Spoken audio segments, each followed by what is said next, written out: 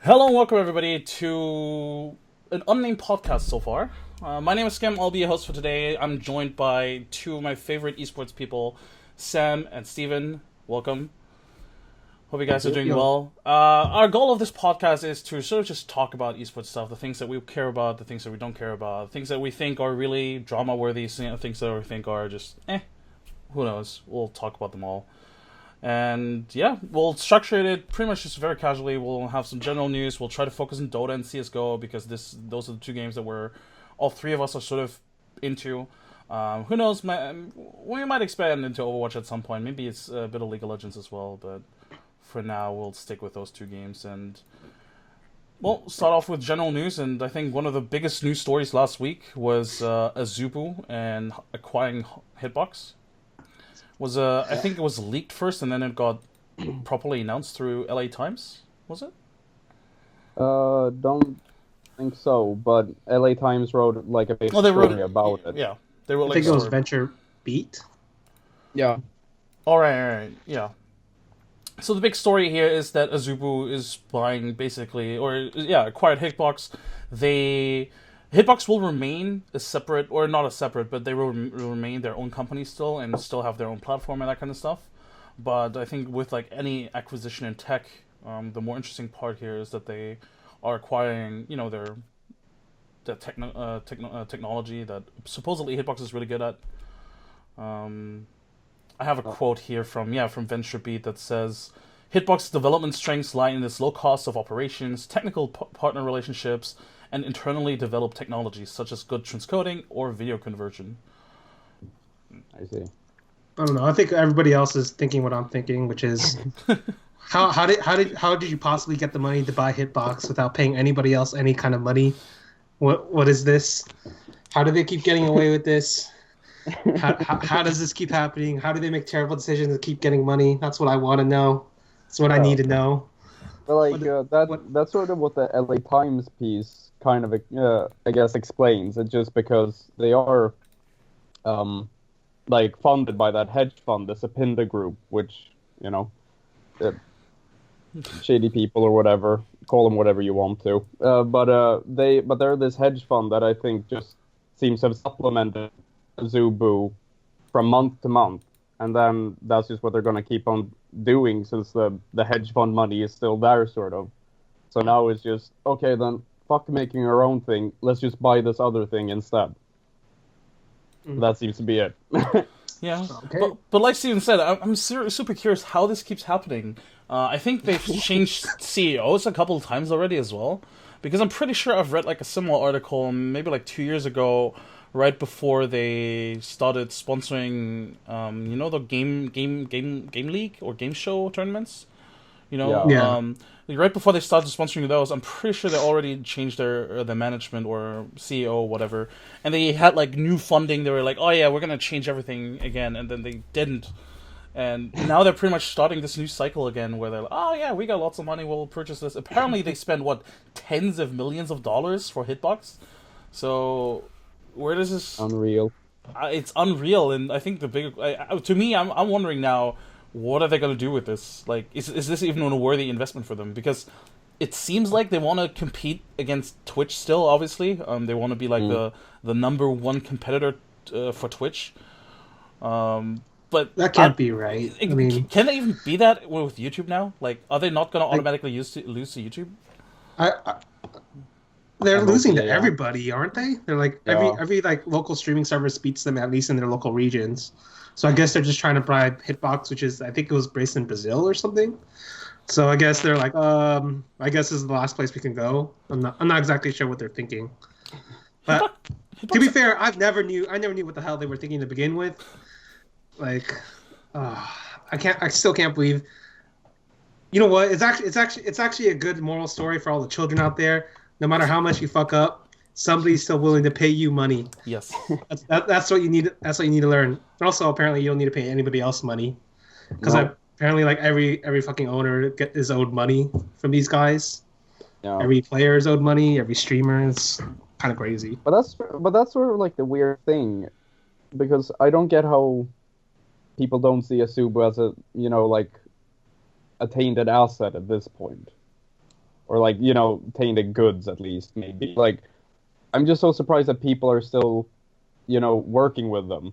I mean, sure they've got the money, but still it's sort of like look, people are still working with China, right? And yeah. I mean, China's kind of a huge mess, but you need the money, you need the cash. Yeah. Cream, as the Wu-Tang say. It's like it's like the WCA conundrum, basically. The promise of money makes you do a lot of stupid things. I guess.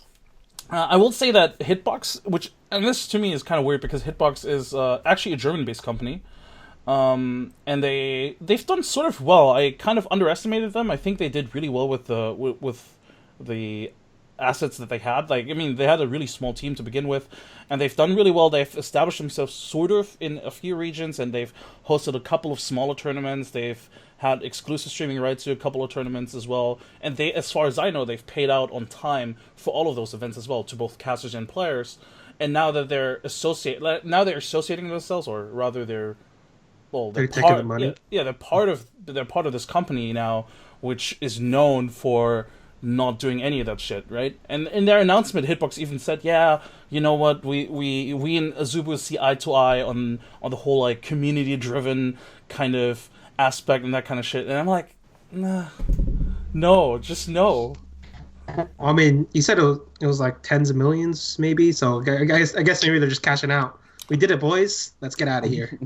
That's what I'm thinking as well. Actually, that's what I'm thinking as well. But I guess we'll see. I'm not sure how this is really going to work out for either of them, really. But I think it kind of leads well into another topic that we'll talk about later. But YouTube is entering the sphere as well, so the streaming market is at least going to become a little bit competitive. Which I think, for all the shit we give Azubu and Hitbox, we should be happy that the streaming market is at least somewhat competitive to a certain degree.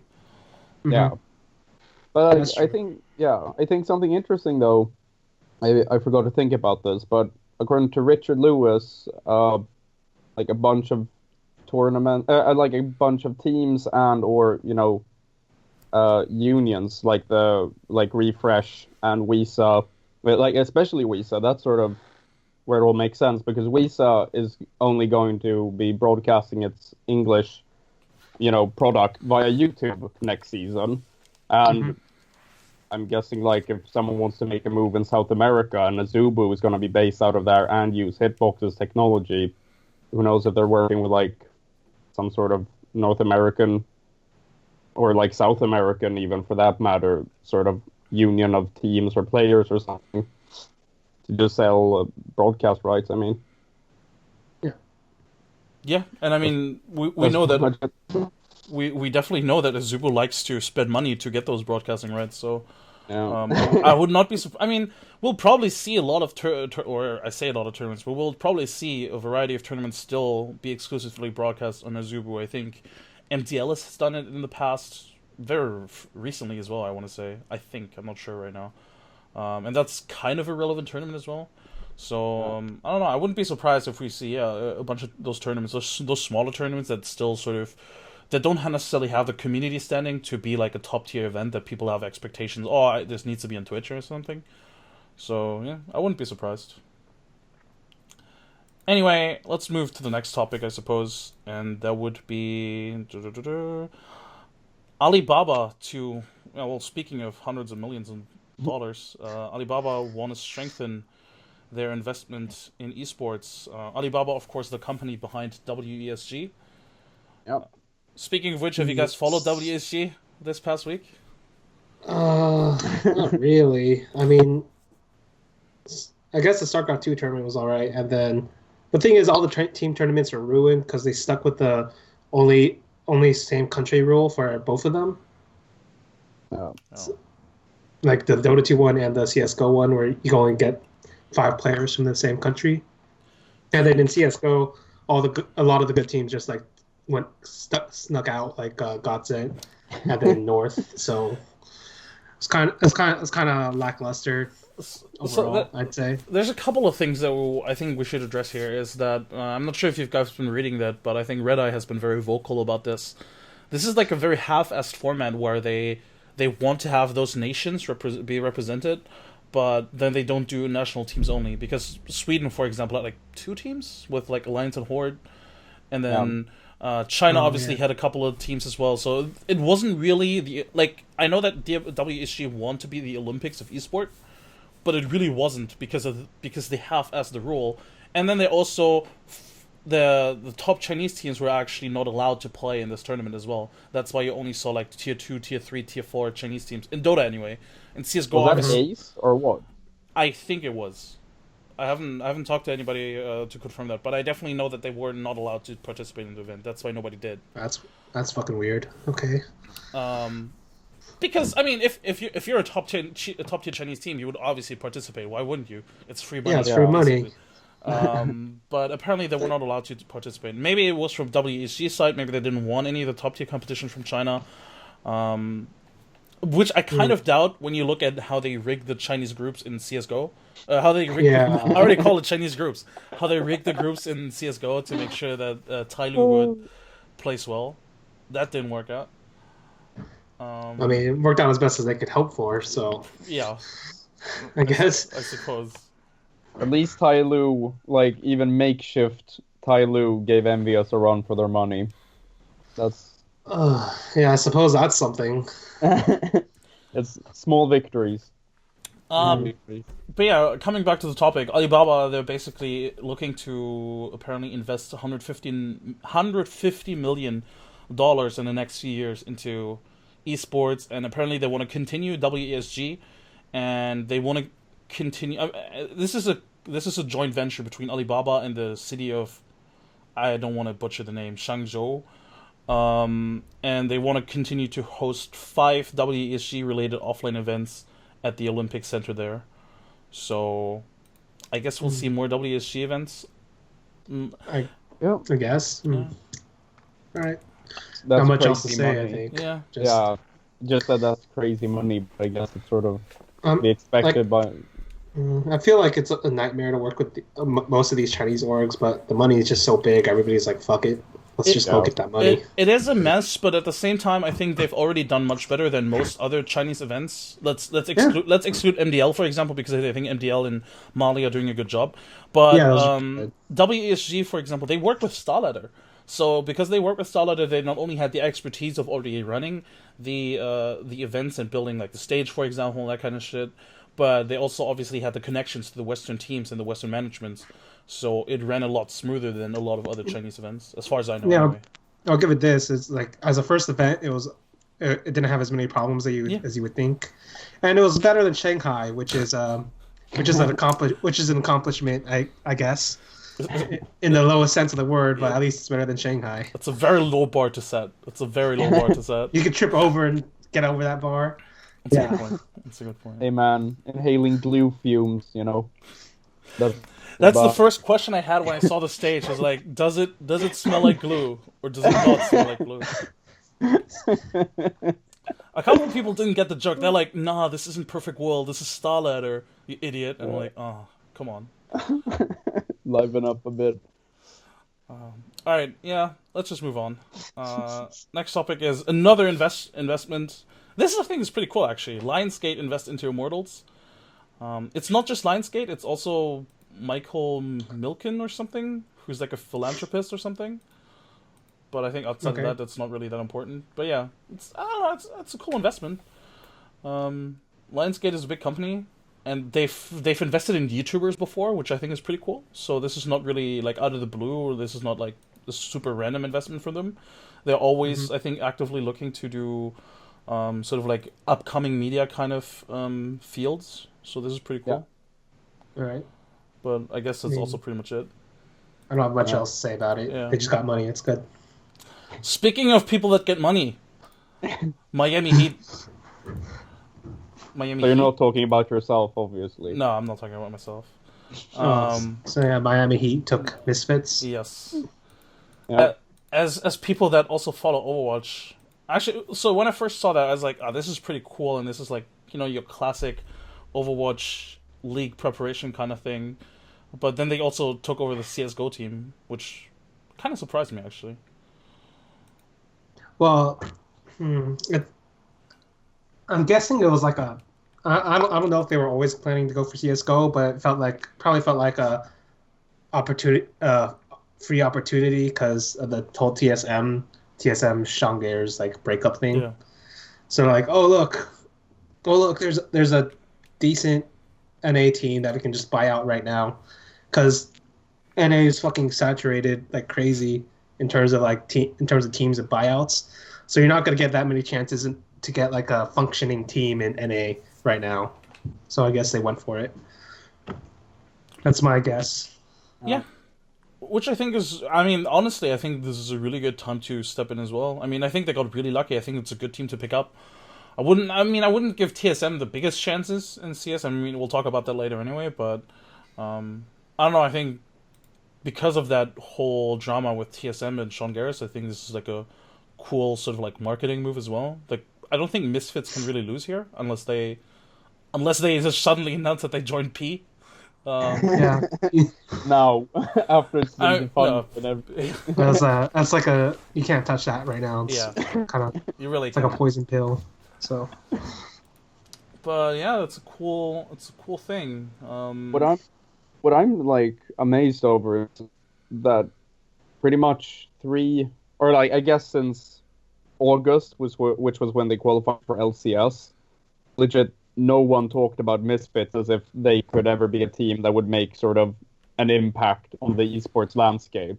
And now in the past 2 months, they've gone like fucking a great Hearthstone team, and they've gotten a CS:GO team, and they've gotten like and they still have the Overwatch team. yeah, like probably the best Overwatch team from Sweden. So like, it's just ridiculous. Yeah, I think Misfits and Rogue are to me the two organizations that in the past, I want to say year or so have grown incredible. Like their growth is incredible in my opinion. I think Rogue might not just be there just because they don't have that many teams just yet. But I think, I don't know, I wouldn't be surprised if Rogue suddenly announced like a, not necessarily Dota team, but I don't know, maybe a Dota team. Who knows? But again, I don't know. Those are the two organizations to look out for, in my opinion. But Misfits, yeah, it's a cool team. Right. I like the logo. I like Rogue's logo more, actually. The Misfits one just looks like something from a 90s cartoon, in my opinion. Yeah, that's a good point. Oh, a bunch of logos. Speaking of logo, did you see the NRG tweet? They got so much shit for that. Rip. Rip. So for those that we need somebody to make our logo for us. Oh, yeah. Really? That was awful. It was so awful. And like, it just all right. feels... To be fair to them, ahead. a bunch of teams have been coming out with logos that have been pretty bad. FlyQuest had that weird one that looks like a unknown Pokemon or the Eye of Sauron or some shit. And then there's of course the great Barbecue Olivers from LCK, which is basically their name is Barbecue Olivers. I kind of respect it, and like they're so blatant about it, but the hostel. Wasn't it? Do you remember like? Sorry, this is just a tangent, but do you remember like when the GSTL was still around, Steven? Yeah. And like I think OGS and this is StarCraft, like way back, StarCraft 2 way back in the day. Like OGS and Prime got this fucking fried chicken sponsor, so that as soon as it was a break, and they sort of like shot this overview of the studio for the television cameras, they all just sit around eating buckets of chicken, you know, all on their own. I thought that was fucking. That's pretty good. And then I remember like that, not the same fried chicken shop, but other fried chicken shops kept sponsoring SE2 teams. Like then there was Prime, and then there was MVP Chicken Maru. Like that's their name now, MVP Chicken Maru. Jesus. And then there has to be a special shout out to Team IM. They never got sponsored by a chicken shop, but at some point they had uniforms that were straight out of like McDonald's. Like they look like McDonald's uniforms. So shout out to those guys. Shit. Those God tier shit. Big fan of the fast food servers of the GSTL. How perfect that Nestea was the man who called in Control Burger Man for the first time. It all makes sense now. Yeah, no. I guess it does. So fucked. I will say that I think a chicken wing sponsor is pretty bad though, because I mean, as a player, you don't want to get your hands dirty, really, do you? it's super messy. Depends on the player, I guess. Some of them are slobs. Like a fucking disgusting EG story What? that Charlie Yang talked about. It was like the EG story about the restroom or some shit. Ooh. That was pretty fucking disgusting. Like I could see. I don't think those guys would give a fuck about chicken wings. Would you mind repeating it, or is that sort of something I'll have to just Google? I don't know. I don't know how important, how It's not important at all. appropriate scat is. No, So okay. We're done. yeah, well, let's just move on. All right, well, Let's moving just on. run its course. We're moving on. I think we're pretty much done with our general news anyway, and we're heading straight into Dota. And back to WESG. TNC won. WESG 2-1 over Cloud9. Did any of you watch it at all? No. Oh, I didn't watch it. You guys? Yeah, I watched it a little bit. It could have gone either way, to be honest. I will say TNC was probably the better team, but it technically could have gone either way. But it's just super funny that another Cloud9 team places second. Yeah. Now we get the rivalry, right? C9 versus Eternal Envy, who has the real curse. What happens if that's what I want to see. What happens if they face off in a finals? Is it the first tie of Dota 2? Probably a blackout, and then it's never played. Both get second. But like Skim, honestly, because I want to ask you, because like for someone who doesn't watch Tier 1 or like Tier 2 Dota at all, yeah, exactly. Like, what did you actually make of the Cloud9 roster? Because I know that they had success at Dream League, but that was only like the only part and stuff like that. So Yeah. how did you feel that they actually played on LAN? I think they did really well. I think they improved. I think they showed that they're not slacking and then that they're not falling behind. Because sometimes what happens with teams that are on sort of a hot streak, and you could argue that Imperial was on sort of a hot streak in the old patch, right? They did really well post-TI, they did sort of well in the qualifiers for Boston, and they sort of failed, and then afterwards they still did really well in online tournaments. Sometimes you see them drop off in a new patch because their hot streak sort of ends, but I don't know, I think they're still doing really well. I think they are a team to look out for the DAC qualifiers at least, because DAC is also split EU and CIS. And okay. I think they're playing really well. I don't know. I think if you look at the finals especially, or even the game before that versus I can't remember. Infamous. Infamous, right? Infamous, right? I think you can see that they still have a lot of weaknesses because they should have lost against Infamous, except Infamous just lost to themselves basically. They had Infamous had a huge. Infamous had a huge comeback, and they just didn't close it out because I think Kotaro, the Tinker player, was just it was just not his day really. He played so bad on Stinker. All right. So I don't know. You just call it Stinker or Tinker? Tinker. I could have called it a stinker because it was a stinker. But yeah, I don't know. I think Cloud9 is a good team right now. It probably. I'm not sure if it's going to be enough for DC just yet, but maybe for Kiev if they keep improving. But that's difficult because you can't really know about all these other teams that are going to be in the qualifier. And then the patch might change too. Exactly. So it's like, even if the patch doesn't change, the meta will change. Exactly. So it's like trying to predict a Dota 2 team in this climate. It's very, very iffy. It's like gambling. Yeah, pretty much. Well, then again, predicting any Cloud9 team has been a gamble so far anyway. So that's the entire like point of the old Cloud9 teams. Like how could you support this team if they were stable? That's what I want to know. That's a good point. That's a good point. The entire point of them was like you never knew what the fuck was going to happen. That was the enjoyable part. That was the enjoyable part. Either genius or clown. I miss Bone 7. I miss that squad as well. I think Bone 7 and EE I don't know. You could always bank on somebody to do some really weird shit that would either be incredibly good or just beyond stupid. Bad. Yes. I think it's because of Eternal Envy for whatever reason. He draws these types of players that have very specific strengths but have a lot of weird weaknesses. Like Sing Sing, Bone 7 come to mind. Even and AUI. Then he has to AUI, so he has to use them in very specific weird ways. So it's like it creates this very strange style of Dota 2 team that every single time it's a very strange game. So you don't know what the fuck is gonna happen. And that's actually why they're like so funny to watch. Yeah. It's so good to watch too. But I mean, Yeah. I'm not trying to clown on them. It's just how they are. Actually, like Skim, wait a second. Because I just checked through my Twitter DMs like a week or two ago, and I saw that like, what was the last thing I wrote to Skim, and I just saw that I'd written you. This was after that legendary rat game at ESL1 Frankfurt 2015, where Cloud9 got eliminated, I think. Or maybe maybe this was the year after that. Whatever. I DM'd you. If it makes you feel any better, all of Cloud9's members will be dead one day because this threw so incredibly hard. And I never got a response, but I just remembered that, and I fucking cracked up reading it. There's actually a GIF of me watching that game, and I'm just yes, it's that one. You can like see the absolute second Skim loses all hope and like all faith in humanity, where he just sort of gives up.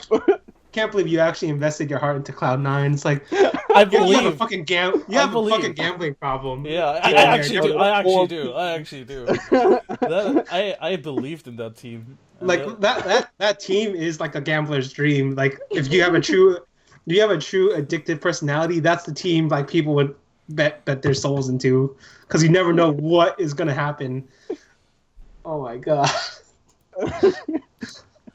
But unfortunately, the spirit sort of lives on in Team NP.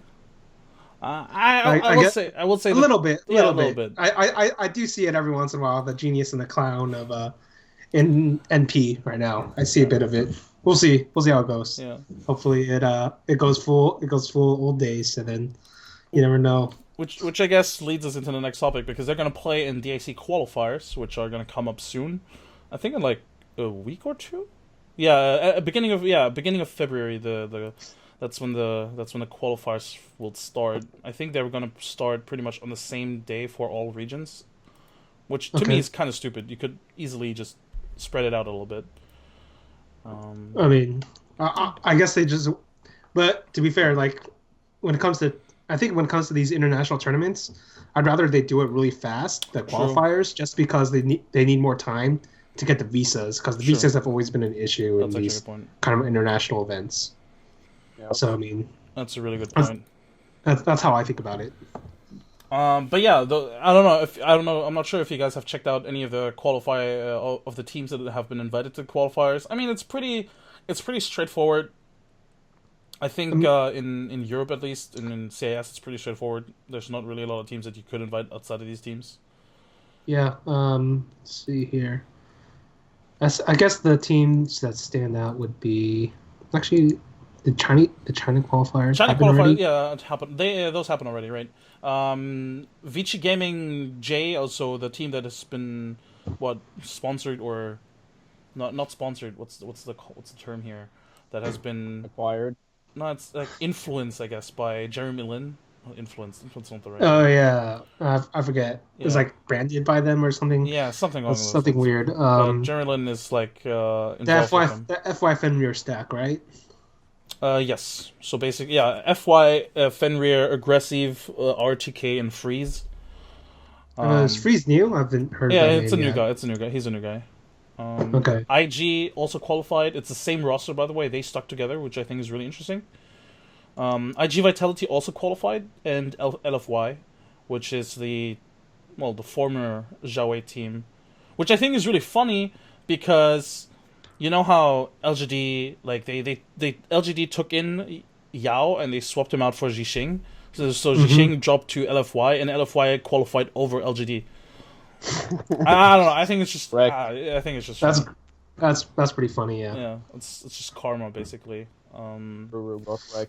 Yeah, the qualifiers for the Chinese qualifier was really interesting as well. I think teams are really strong. I think IG is actually pretty strong. I pegged them to be strong for TI already for Boston. I thought they could maybe not necessarily this IG. Upset. Yeah, this IG. So Burning, and then all the other people that you don't know anyway. Burning, 3 guys in Q. Yeah, I think that's a good way to put it. Look. All right, so you watched them, right? Is there any specific style or something special about this IG team that gives you hope? Yeah, like I think the drafting is always really good. I think that's what stands out to me the most. Whenever I see them draft the team, I'm like, oh, that's actually a really good lineup. Which I can't say about a lot of teams, to be honest. But I mean, Q was like technically the GDS drafter behind CDEC, right? So pretty much. I'm not actually sure. Well, him and that was just, Garter. like, a one-time thing, but I think him and Garter. Okay. Yeah. So and then I know Burning did draft at some point, so maybe between the two of them they can get good drafts going. Maybe. All right. I'm just a nerdy fanboy here, but like, how does Burning look nowadays? Because I didn't watch any of these games, and I just want to know, if because I sort of. Does he still have it? Yeah, exactly. Because I sort of assumed that he just thrown in the towel when he started playing support late last year, and then I just figured, oh man, it's over. It's all over. You could carry from support. We saw that with Jerax. I honestly don't even think that he's like the standout player on that team. Like the OP guy, their mid player, I think is one of the guys that I'm looking forward to see play on LAN. He's like a really solid player. I mean, Burning, I think ever since I want to say 3 years ago or something. No, ever since Team DK. Let's say since Team DK. I think he's been stuck in this. He's sort of fine. He's not necessarily weighing his team down, but he's also not really carrying them.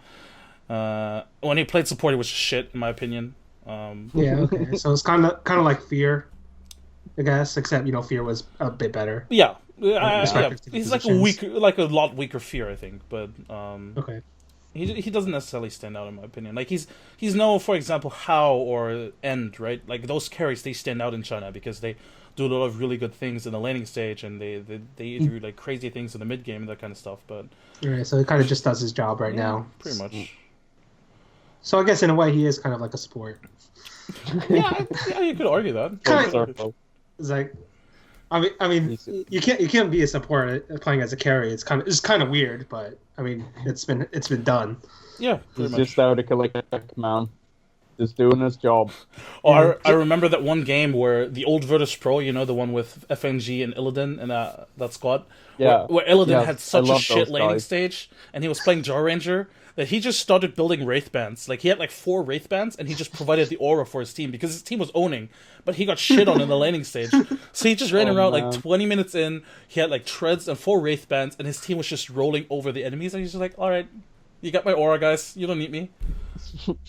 That's sort of like that was sort of like Ferrari 430 in that epic game, that epic anti-mage game that Burning had at TI5 against Secret.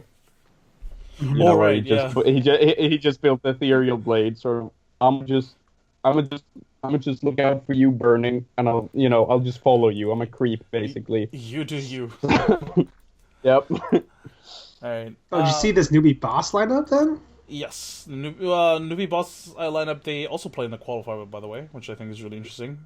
But they didn't really do well, to be honest. I mean, they can't have done well. They have a fucking boss in that with them. It's like, can't carry one dead body and apparently has like, do well. Apparently has like 6k MMR, like the newbie CEO or whatever.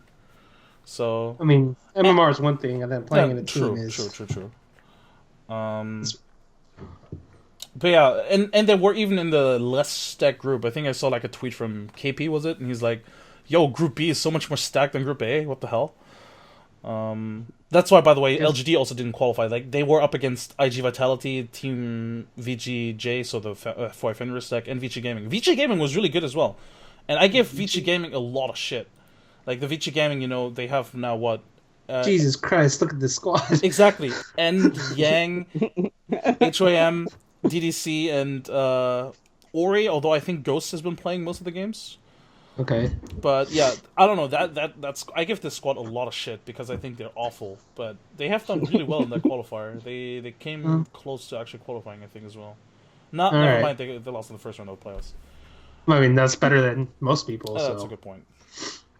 But yeah, good for them. DAC qualifiers are gonna come up. I think that's cool. But I think the most important thing about DAC that I want to talk about is the actual date of the LAN finals, which were before they officially announced. I have talked to a bunch of people, and they were like there were sort of like different rumors as to when they were actually gonna host the event. Because even the dates that they have now are controversial, because it's like 1.5 weeks before the major is supposed to kick off.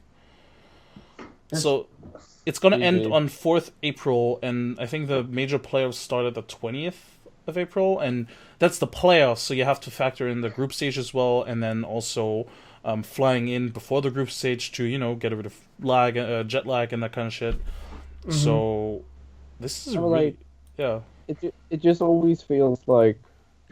Sorry, I just completely blanked. What event are we talking about here? Sorry. It's DAC? DAC, okay. the bad scheduling. The fact that they're hosting their LAN event 1.5 weeks before the Kiev Major is supposed to kick off.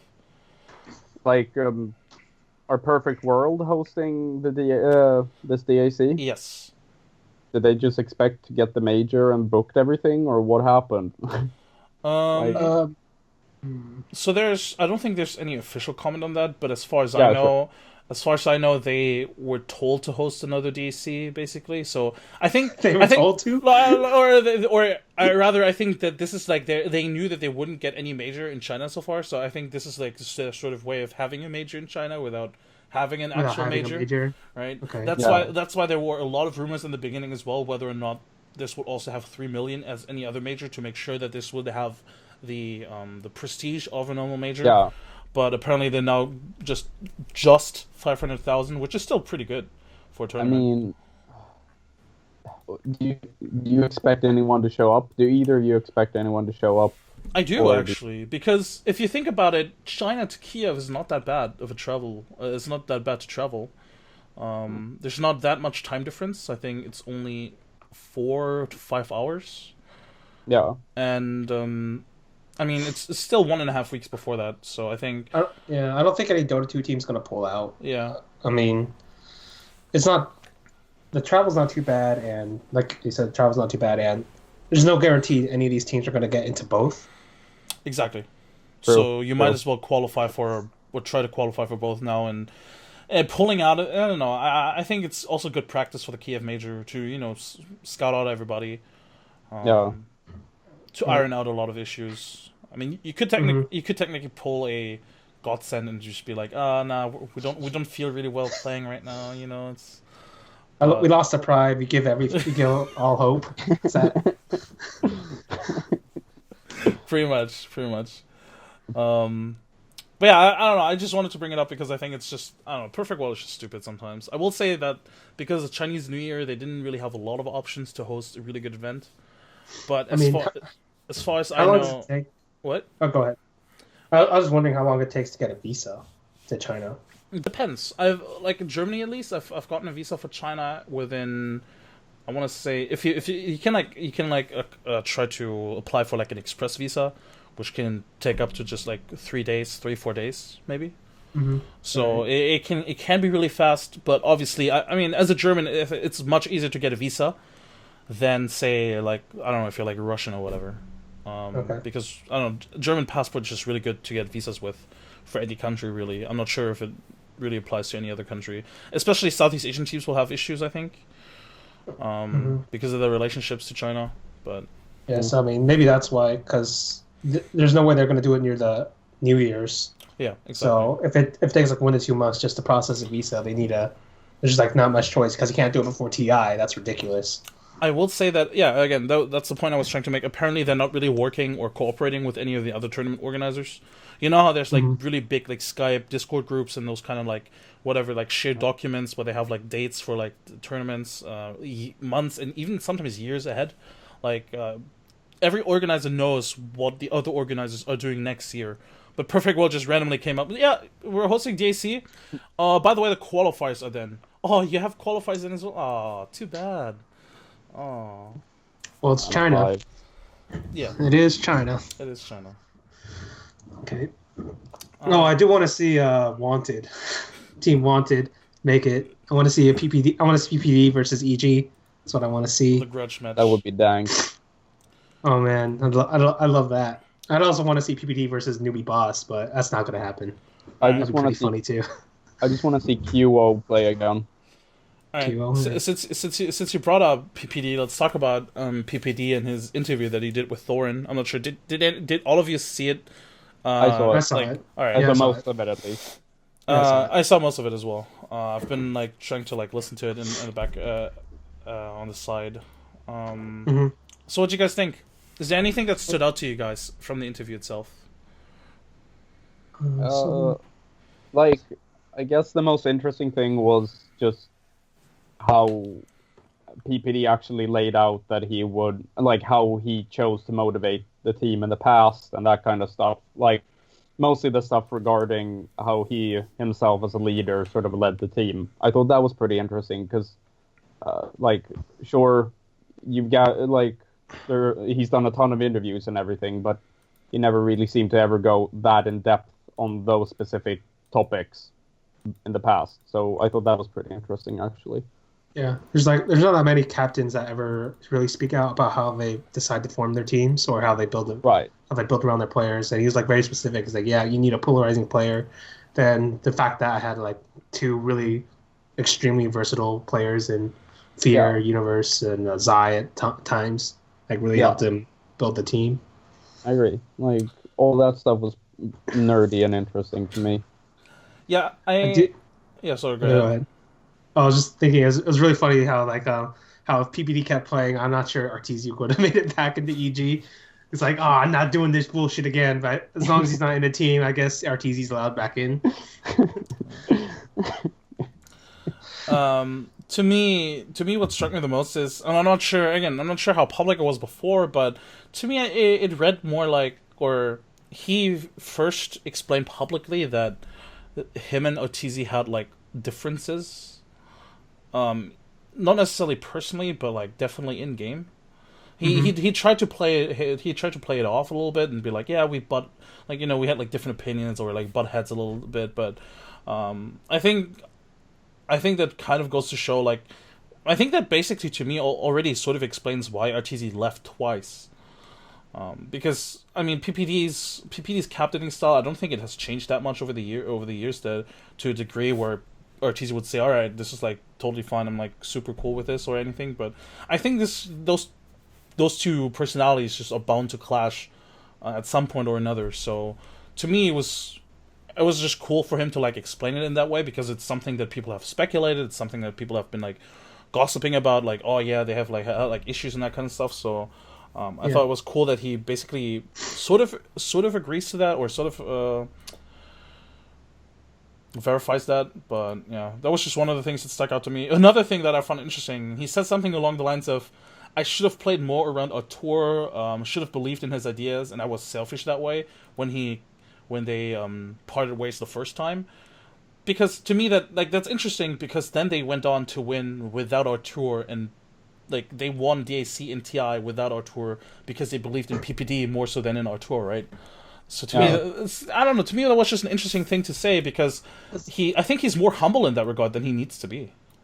I mean, I think it depends on like the mindset, because the thing about PPD and Arteezy is they have fundamentally different ways of playing Dota 2, I guess. So when they did meet up, like they always kept clashing, but neither way of playing is necessarily wrong. Like Arteezy did win a shitload of tournaments once he joined Secret, and PPD did win DAC and TI after Arteezy left. So I mean, it's not necessarily, like, I guess from I figured out from PPD's perspective, is he felt like it was kind of a failure that he didn't win everything instead of just getting those two big ones and then a bunch of top 4s and top 2s and whatever. So he thought that was kind of like a failure, since like Arteezy was on the winning side for most of that. But then I guess he got the last laugh with TI. Definitely. Yeah, I don't know. Other than that, I think the interview is just really cool to watch. There was a really interesting thing. Was like he was very like specific, but in order to win TI, you have to have like a certain degree of luck. Yeah, like you have to have the certain meta, the right players, meet up at the right time. Yeah, didn't he say something like you have to like just have the fortune of not just collapsing completely at the event? Because that seems to be something he alluded to that just happens. I guess that's what happened to OG last year. Sort of. No, that just seemed to be the only thing he said about it. Like either you come to play or you don't. Yeah, 4 Pinoys and Demon was just too much for OG to handle.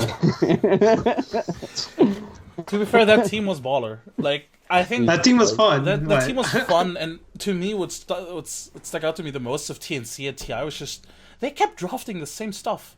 it's not like they drafted some weird like out of the box kind of thing. It's just like, all right, do we get Shadow Demon? Yes or no? All right, we get Shadow Demon. If we don't get Shadow Demon, we get Keeper of the Light. That kind of stuff. I don't know. It was just really fun. It was very static, but it worked. I mean, what can you say? It worked. It beat OG, and that's really all that mattered for them. Yeah. But yeah, I don't know. I think the interview was really cool. What else also I thought was interesting was the fact that he mentioned that, I'm not sure if he had mentioned that before, but EG and CDEC were scrimming partners at TI all TI long, basically. Like, so before the group stage and after the group stage as well. So I thought it was really interesting. It was actually kind of interesting if you think about it, because like basically took all those scrims and then losing in the winners bracket. True. Before like PPD came to like that strange realization, like, I don't think their mid can play Lesh. I don't think they can play Lesh. Give them Lesh. Let's see what happens. And then won. It's like that's the genius moment right there, because fucking nobody else ever thought in their right minds every mid can play Lesh. No, this mid cannot play Lesh. Cheeky, man. What a player. That's definitely PPD's fucking win right there. Yep. Like is Shiki the only mid laner that, like, he seems to be the only player, because like he's not really relevant anymore, but he seems to be the only pro that I've seen other pros openly talk smack about, if you know what I mean. In that fashion, especially. Yeah, exactly. No, man, it's like not being able to play Broodlord and Fester during 2012 or some shit. Like, come on, you had all the tools. You were supposed to win. No, man. Noodling Bane is much better still. Well, yeah, it's definitely telling that, like you said, basically he's the only player from that squad that has not progressed in his career. Actually, he like vanished from the face of the earth. Right, just completely gone. So he was clearly the weak link in that 5. Oh, for sure. The male just bodied him out of existence, pretty much. Like, C-Deck was literally carrying his dead body in that finals. Still wasn't enough. So. Oh man. You know, whenever I see somebody play like mid Lina these days and be successful with it, I'm like, oh yeah, Shiki will rise again. Shiki. This That's one a Shiki player. Right there. What a player. Oh man. What a legend. What a legend indeed. And man, he made it to TI finals. Not much true, else. True. Not a lot of people can say that. Imagine the satisfaction, because it's like, you know, all those streamers like Bulldog and PPD, they just, whenever someone flames them in a pub on their stream, they just like, click the ages, my name is on it. Imagine if you can see they had actually won. No one would be able to flame Shiki in a pub. Pretty much. No, I'd still flame Shiki. Oh my, he was so bad. I don't care if he won, man. He had a great team around him. I'd have said his team was like beyond phenomenal if they fucking won with Shiki on it. Wow. I'd still flame him. But fair play, he did win, so I mean not win, but he got that far, so good enough. He got fucking rich, probably.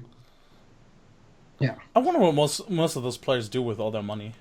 You know? Like, I've read too many tragic stories by like former Brood War pros, so I'm just assuming now.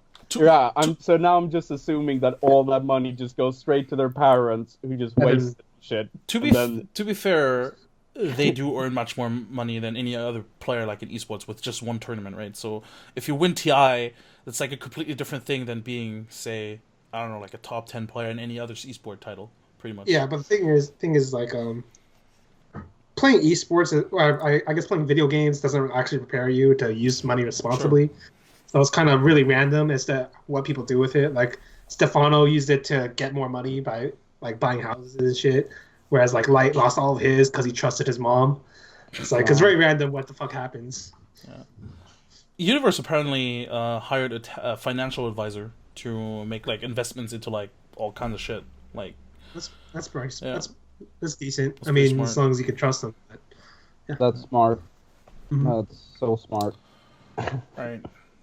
Let's move on to CS:GO. The next, all right, which topic you guys want to cover first? Let's just get the smaller topics out of the way first. So, EnvyUs wins WESG. It's a nice parting gift, I guess. I mean, everybody fucking knows that team's picking up, so I guess it's like one last ride. We're like, oh, we're fucking rich off this Chinese money. That's one hell of a parting gift, though. $800,000. Don't be too angry, Happy. You got $200,000 in the end, but like... and Happy still looked fucking miserable. I don't know what would make Happy. So it's like even winning like majors, he doesn't look that happy. He's like, I did it. He's just sort of done better. Better.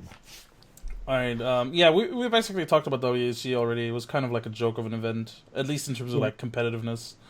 It's great. I mean, the only other thing to note is Virtus Pro bombed out to Gingwin.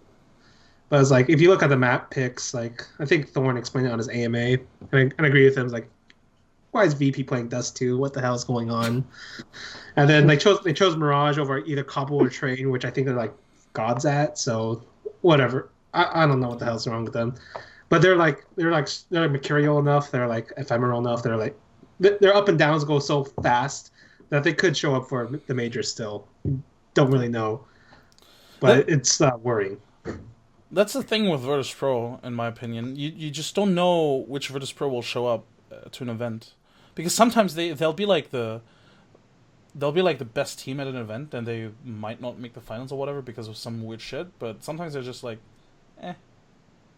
Yeah, sometimes they're eh. You never know. Yeah. Never know with them. All right. I'm just hoping.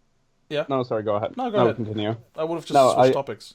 No, I just said that I really hope that they come to play at the ELeague Major, because they honestly, like, they just put on the sickest fucking games at seemingly every major. So I'm just hoping that they get their shit in order until then, because I would be too dank.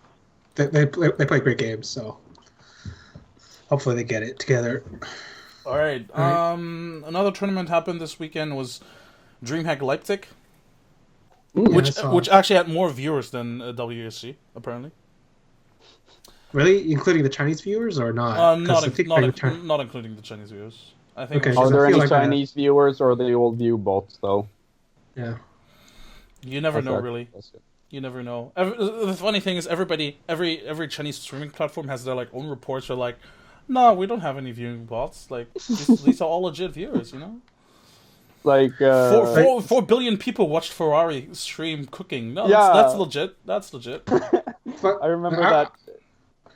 I totally need to find a fucking report that breaks down the locals of that, because I'm pretty sure there's some random town that just has like that's reported more people than actually living in that fucking town. 4 billion people. 4 billion people from the rurals of China watch Ferrari stream. There's not even 4 billion people in that area. What is going on? Something weird like that's going down, but whatever. But yeah, apparently, I'm not sure if any of you guys watch a lot of Leipzig games, but I thought it was a cool event. I watched quite a bit of it. I was kind of not. A decent amount, yeah. I was kind of not interested at first because of the lineup, and then, I mean, no offense to the talent or anything, but I don't know. To me, on paper, it just looked like the most tier 2 event that you could come up with if you wanted to do like a tier 2 event for CS:GO. Yeah, it was a tier 2 location, because Leipzig, in my opinion, is not a great location. The casting and then teams, but honestly, I thought it was a great event. I thought it was great casting as well. I love Blue, so I don't know. I thought it was good stuff. Yeah. Production was good as well. Yeah, it's like the thing about tier 2 events is like you don't get the top competition, but because they're all like near each other, like there's always the element of you don't know who's going to win or who's going to show up. Especially in this case where a bunch of the teams have been like remade before coming into the event. Yeah. Like I really I thought it was a really enjoyable event, and like in particular it was because of Big. Because I did not expect them to reach the finals, and it could be a honeymoon phase. But man, yeah, go ahead. I don't believe in Nex. I still don't believe in Nex, man. I don't believe in him. Too bad. He's hurting too much. Man, he and Nico were supposed to be the ones to carry God B to like a tier 1 team, and then Nex disappeared off the face of the earth. And then Gabi got kicked out. The Next still didn't do anything for ages. And then Chris J played him out of his spot. It's like, I don't believe in this guy. No. This was a really good event for him. I still don't believe in it.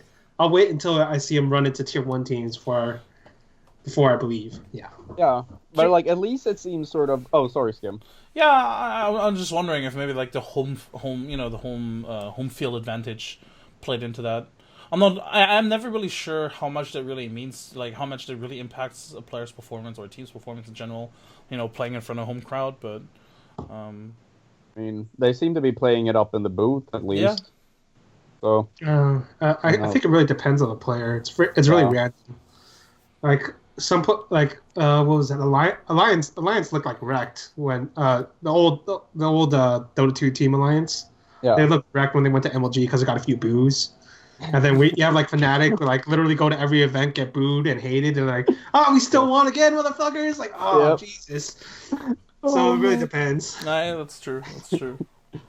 But like, if we get back to Big, I thought that like the cool thing about them was at least that they at least seem to have the potential of having 3 stars, or at least like obviously better players than Legia and Go B.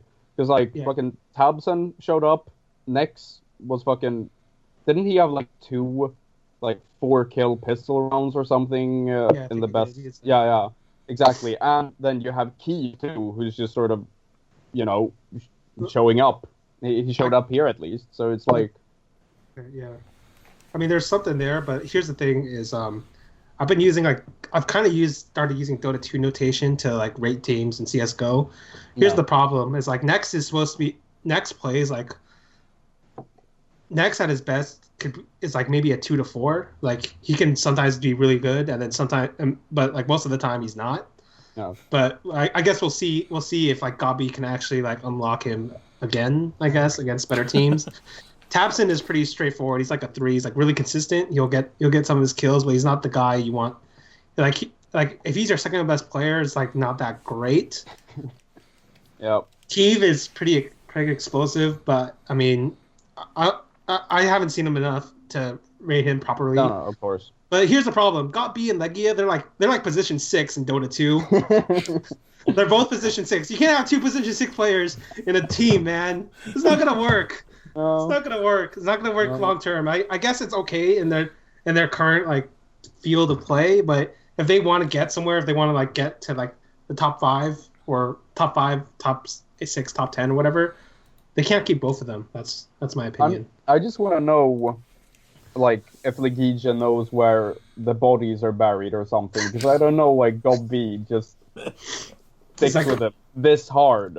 I get sure playing over to the US and playing with NRG, they were never going to win or anything like that, so that's fine if you want some company. But now it's sort of, they legit had the possibility of pretty much assembling the best German team possible, on paper.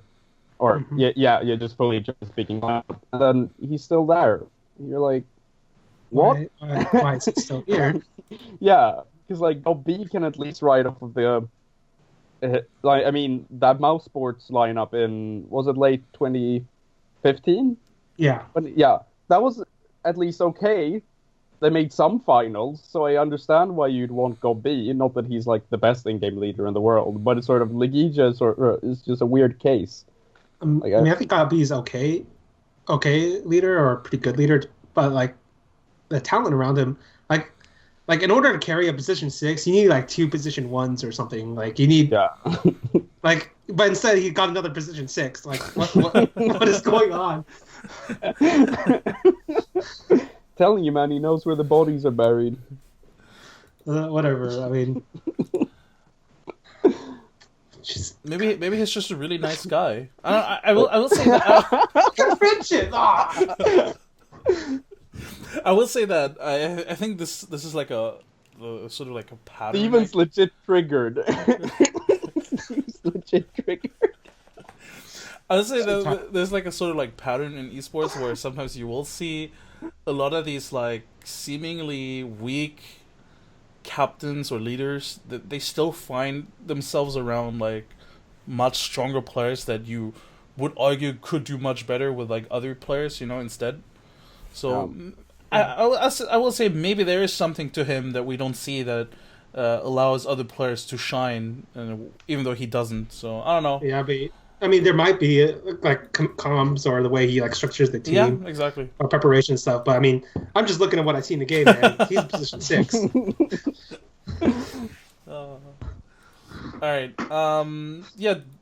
Then about what's it called? The Flipside. They obviously won the event, but how do you guys rate their chances now, having seen them? Because keep in mind that again, this was some sort of like quote unquote tier 2 event, so these results and these performances may not be as good. Exactly. Yeah. But do you think this is at all at all indicative of how they're going to perform at the ELeague Major? I don't know how Flipside will perform at the ELeague Major, but I've got to say, Electronic seems like the real deal. All right. So here's the thing: is I kind of agree with Electronic. He seems more real than most of these players. Certainly more real than Legia. But the problem with Flipside is like I think their tactics are pretty good or stable at least. It's number 2, 3, and 4 are Waylander, World Edit, and Markelov. Yeah. Like Markelov just plays as a support, so I guess I can let him off the hook. But World Edit and Waylander, I don't think they can like do it. Like Waylanders especially is like super inconsistent for what he needs for this team. Like I'm assuming this team as a unit wants to at least make the playoffs, but it's gonna be extremely hard if World Edit and Waylander are like this kind of inconsistent, especially against tougher opposition.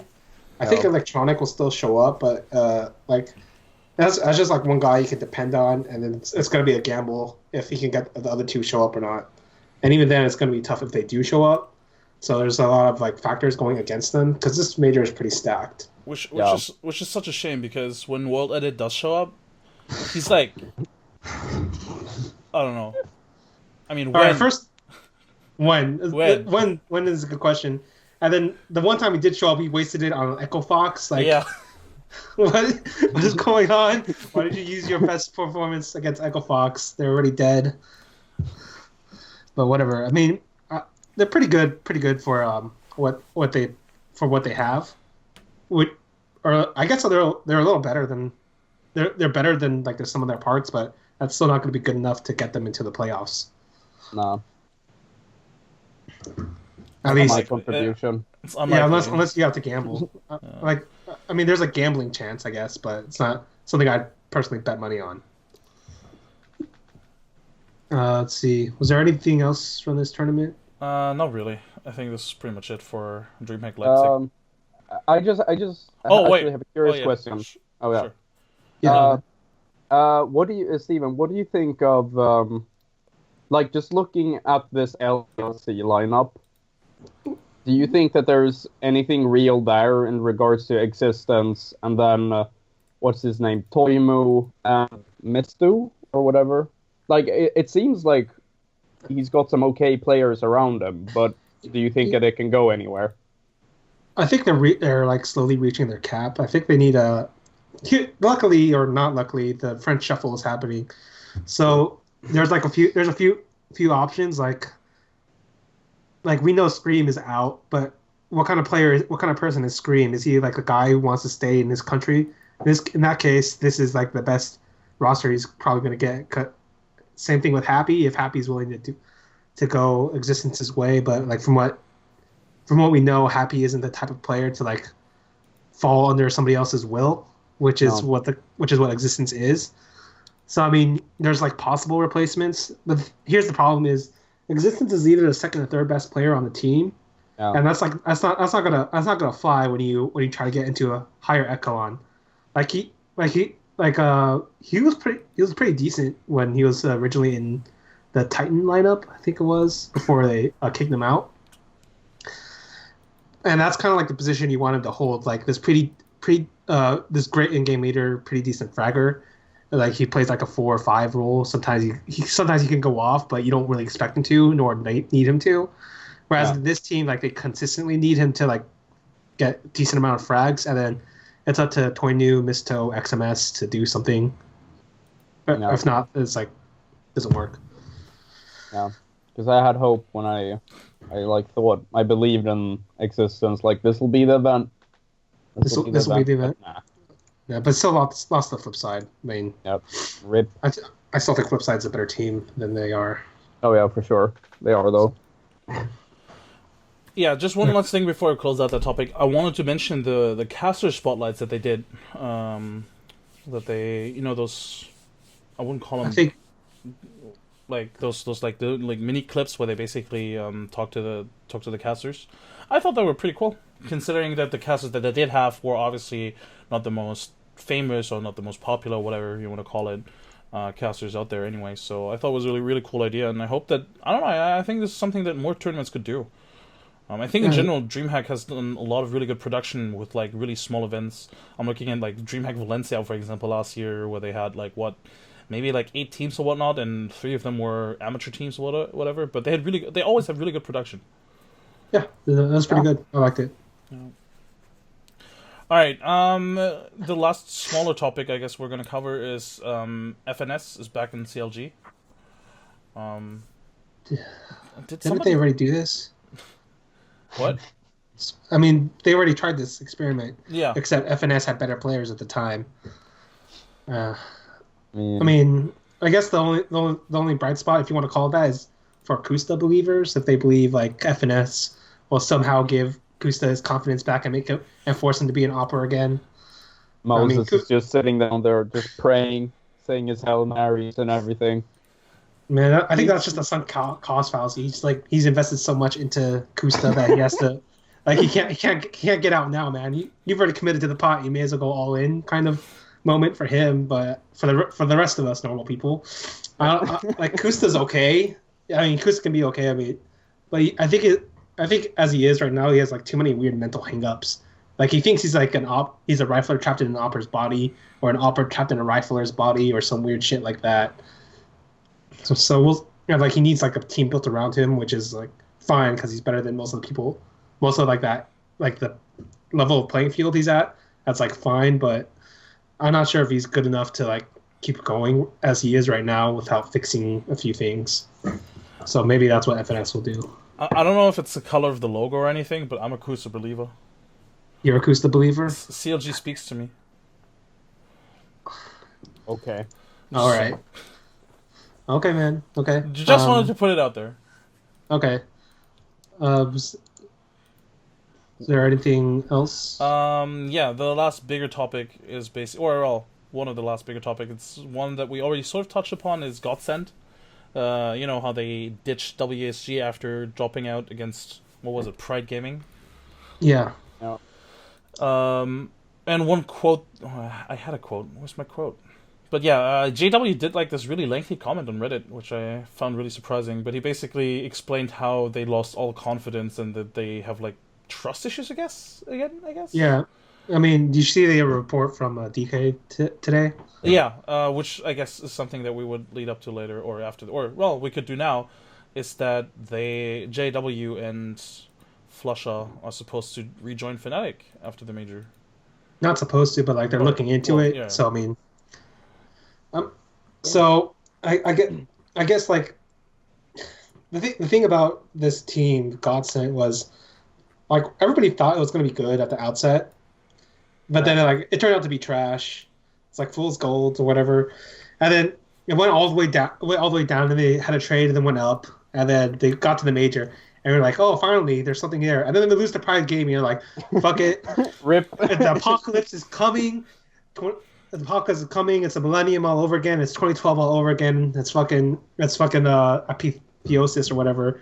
And like we got to go back. We got to go back to the island, which is Olaf, Prince, Dennis. So I mean that's what's happening right now. Is like you can only handle losing so many times when you're like players who spent like the last year and a half like destroying every team without trying. Losing sucks. Losing is actually more painful. Like losing a regular ladder game sticks with you much longer than winning a random game. Like the hatred seeps into you. It goes into your bones. So I mean they gotta get out, I guess is what they're thinking. Like I sincerely hope that in the future where, all these players are just on ESPN and all that stuff playing in massive leagues and shit. I sincerely hope we get like a 30 for 30 episode on the fucking Swedish Shuffle, because I want to know, like I just want to know what the fuck happened in Godsent.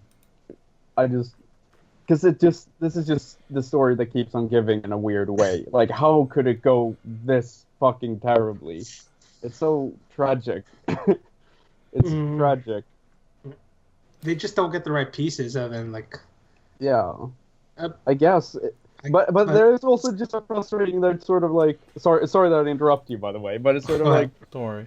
Oh, they didn't want to play anymore with us because we weren't all like really tight friends anymore. And then you go and like, Jesus Christ, like you just throw away a legacy that way. It's just, it's like a train wreck, isn't it? You know, the thing for me is though, like, do they really think they can rebuild that legacy by just pretending that nothing ever happened, and it'll just go back to how it was before, and we'll this time we'll work it out? Like, I think at this point there's just been too many things that happened. It's beyond repair, in my opinion. Well, here's the thing: it can fix itself if I think two things happen. If Olaf Meister returns as best player in the world and Krims like quickly follows suit, that's the only thing that'll fix this. If they wanted to redo it, because the whole point of that Dennis lineup is the fact that they had 5 extremely skilled players. Now we look at them. Olaf fell off, Krims fell off, and then there's only Dennis, flusha, JW. JW only showed one good game or a few good games at the major qualifier. So, like, even if they reformed, I'm not sold on that team anyway. Like, what they removed? Sorry, I didn't actually read the report by Decay, but what would they be removing Twist and Dennis, or what? I think it'd be Twist and Disco, wouldn't it? Yeah. Twist and Disco. Yeah, if they wanted to rejoin former things, I wanted to read it too, but then like it crapped out, so I assume like I was too busy. Yeah, but like, do you actually switch out Twist for fucking for JW if you're given the opportunity right now?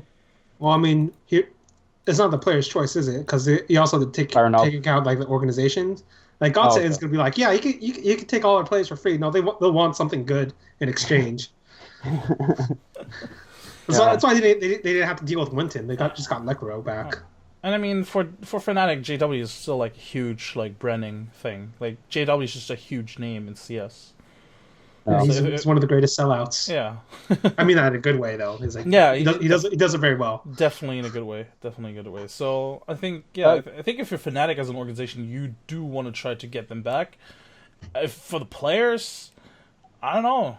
I mean, maybe they're also just going to wait how the major is going to go. I mean, for all we know, Fnatic is going to pull like some digital chaos kind of shit where they pull themselves together and we're like in the finals.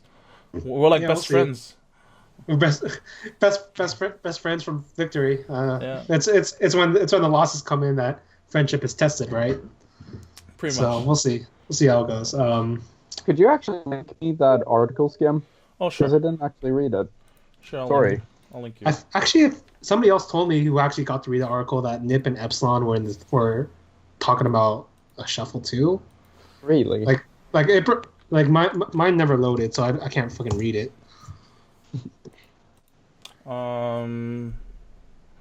There's nothing. Wait, about Epsilon?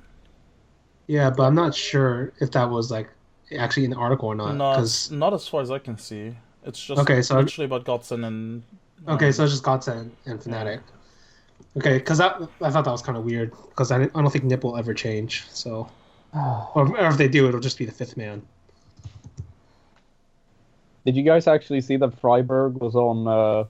He was on a kids show in Sweden last weekend. I saw. Oh my god! I only saw that one picture where he's like with those children. Yeah, fucking god tier dude, man. God tier dude. Pretty funny. Yeah.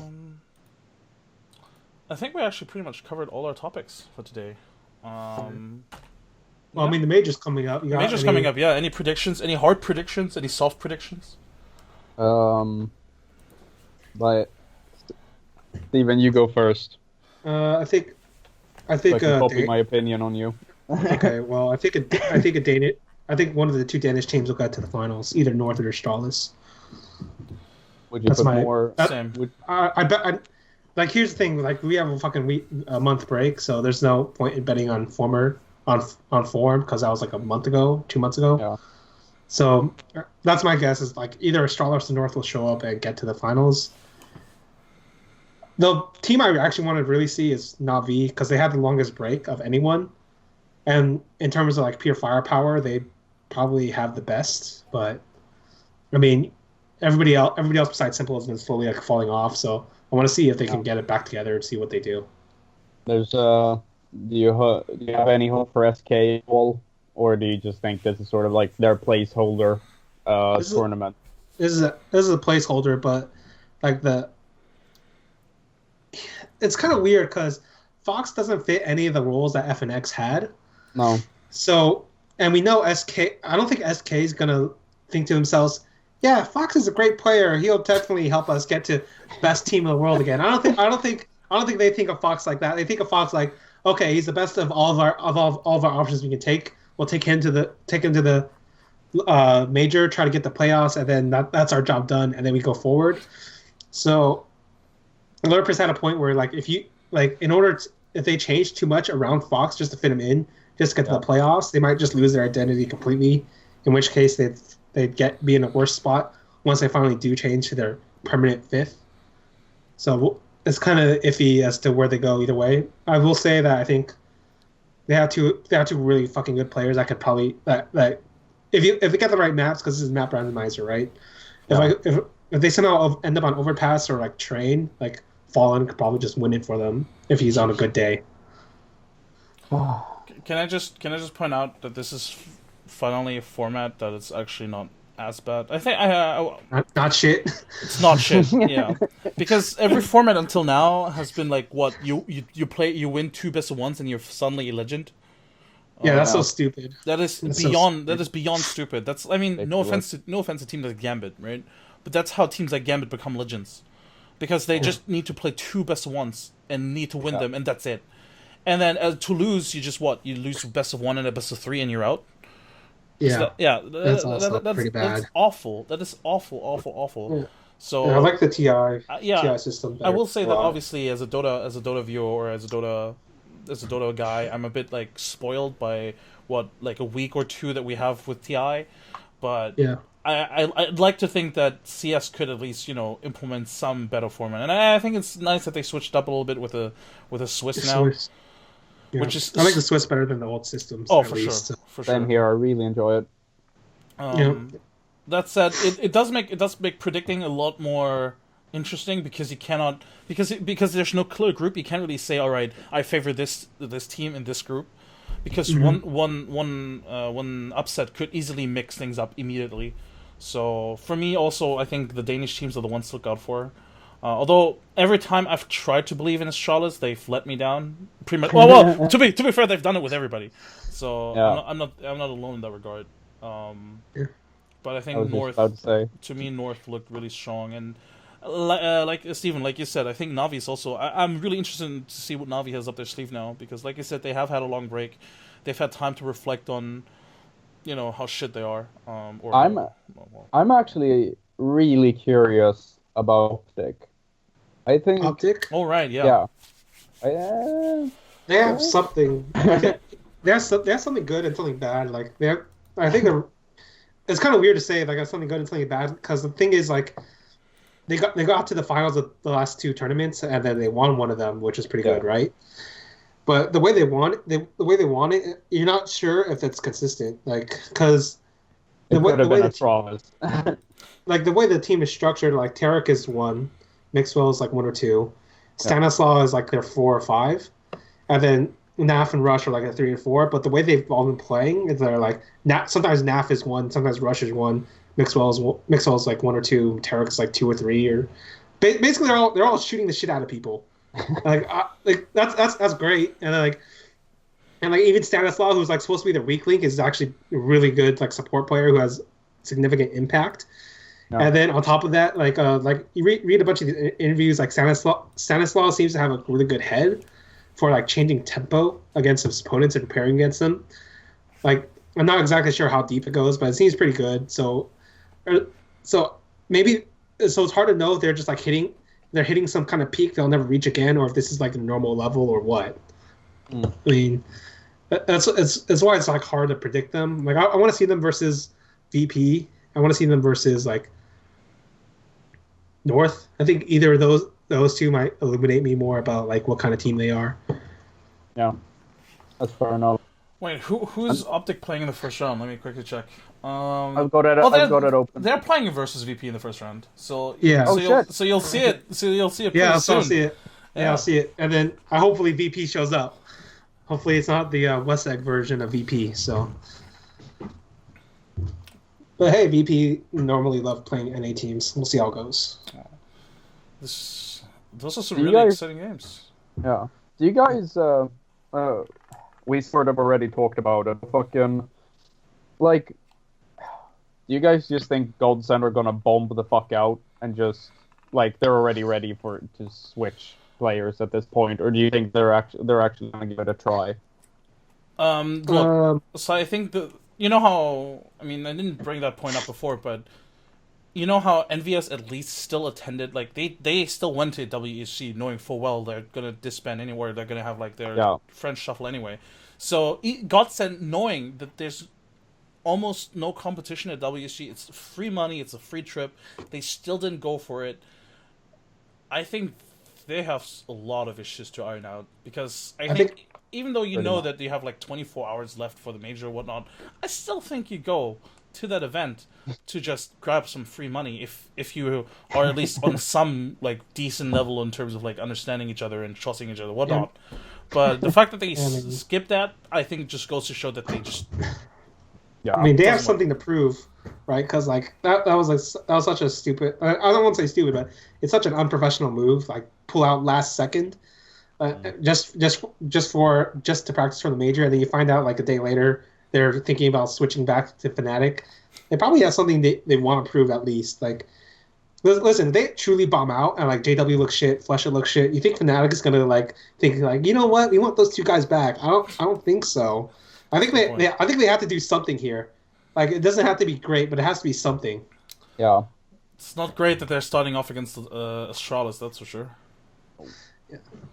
Astralis probably be pretty happy about that. Remember all the times you fucked us up? Revenge, motherfucker. Oh man. All right. I mean, yeah. Again, a lot of great matchups. I think it's also curious that it's starting on a Sunday, by the way. I think this is the first event that ever has started on a Sunday. It's kind of random. It is super random, but maybe it has something to do with broadcasting. I didn't look into the broadcasting schedule because there's a certain amount of games that are broadcasted also on TV, on television. Mm-hmm. Yeah, that's true. But yeah, we'll see. I think that's a wrap. We'll be back this time next week anyway to talk about. I'm trying to find out right now what kind of like status we're looking at next week. I think that's just before the playoffs, is it? I think we'll still be in groups before playoffs. We'll still be in groups. All right, we'll still be in groups, but that's still fine.